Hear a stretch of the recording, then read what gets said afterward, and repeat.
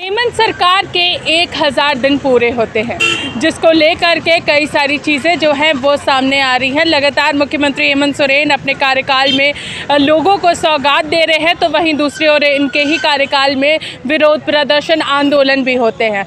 इसको लेकर के स्वास्थ्य मंत्री बन्ना गुप्ता ने क्या कुछ कहा है, हम लोग सीधे सुनते हैं। देखिए, आप देख रहे हैं कि सरकार के 1000 दिन पूरे होने पर आप देख रहे हैं कि किस तरीके से विकास के काम तेज़ गति में हो रहे हैं। ओल्ड पेंशन स्कीम लागू हो गया।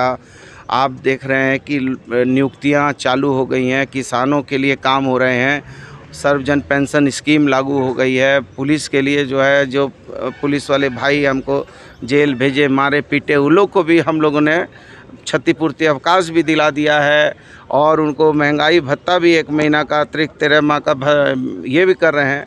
तो सब तरफ तो काम ही हो रहा है। और आप लोग क्या चाह रहे हैं? भाजपा के पास कुछ है बोलने को? आपने यहाँ पर स्वास्थ्य मंत्री बन्ना गुप्ता को सुना, उन्होंने स्पष्ट रूप से राज्य सरकार की जो उपलब्धियां हैं उसे गिनाया है। और साथ ही साथ अब हम लोग सीधे सुनेंगे राज्यसभा सांसद महुआ मांझी ने क्या कुछ कहा, हम लोग सीधे सुनते हैं इसको लेकर। सरकार का 1000 दिन पूरा हो चुका है, क्या कुछ कहिएगा इसको लेकर के?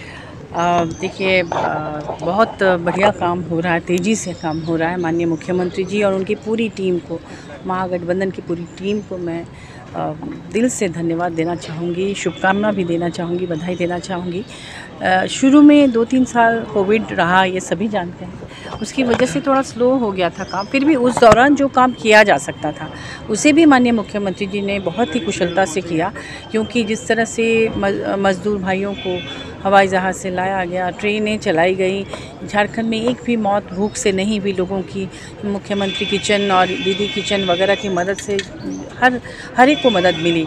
तो ये सब भी बहुत बड़ी सफलता है, जिसके लिए उनको राष्ट्रीय स्तर पर, अंतर्राष्ट्रीय स्तर पर लोगों ने उनको सराहा। और उसके बाद आप देख रहे होंगे कि तेज़ी से सारे काम, सारे वादे वो पूरे कर रहे हैं माननीय मुख्यमंत्री जी। इतने संघर्ष से, अब इतना विरोध, इतना षड्यंत्र, इन सबको झेलते हुए भी वो लगातार काम कर रहे हैं, लगातार घोषणाएं हो रही हैं। बहुत सारे ऐसे काम जो पिछली सरकार में नहीं हुए थे और लोग लगातार आंदोलन कर रहे थे, उनको भी उन्होंने किया। उन लोगों के चेहरे पे भी हंसी दिख रही है।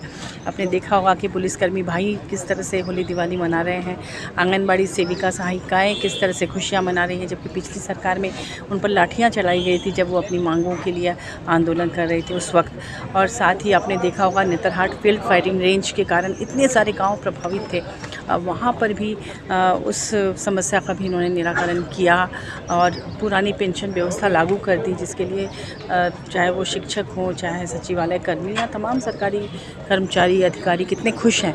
और अभी भी लगातार घोषणाएं हो रही हैं। 1932 का खतियान जो पुरानी मांग थी उस पर भी काम हुआ। तो हर एक के लिए उन्होंने काम किया है, कर रहे हैं।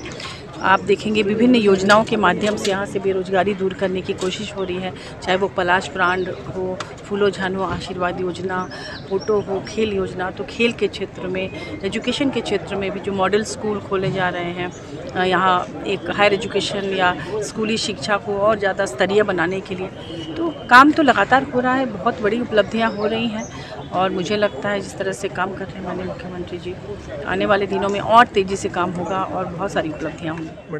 तो आपने यहाँ पर राज्यसभा सांसद महुआ मांझी को सुना, उन्होंने स्पष्ट रूप से कहा है कि राज्य सरकार लगातार ऐतिहासिक फैसले ले रही है। और साथ ही साथ कोरोना काल का भी समय था जब राज्य सरकार जो है वो लोगों को अलग अलग जगहों से लेकर के आने का प्रयास कर रही थी और साथ ही साथ किसी को भी भूख से मरने नहीं दिया था। अब हम लोग सीधे सुनेंगे सांसद संजय सेठ ने क्या कुछ कहा है सरकार के 1000 दिन पूरे होने पर।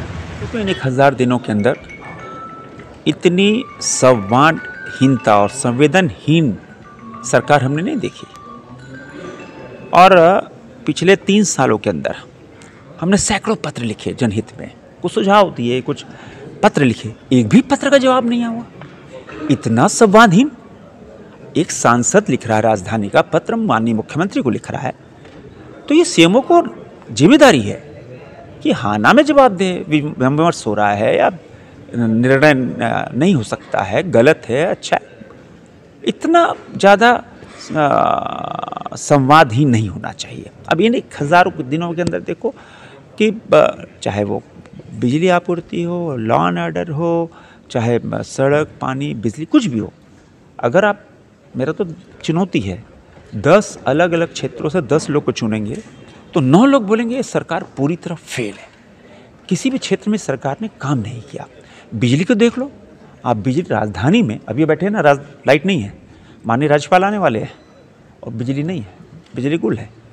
और राजधानी में 6-6 घंटा 7-7 घंटा लोड शेडिंग हो रही है कई महीनों से।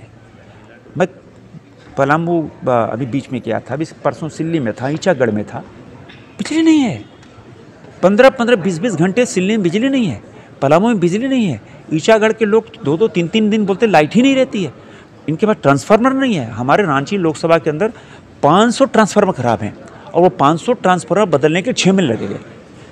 उनमें ट्रांसफार्मर नहीं है, बिजली के पोल नहीं है, वायर नहीं है, अंडरग्राउंड केबलिंग नहीं कर पा रहे। लॉ एंड ऑर्डर का स्थिति आप देख लो, सड़क की स्थिति आप देख लो, रोजगार कुछ नहीं है।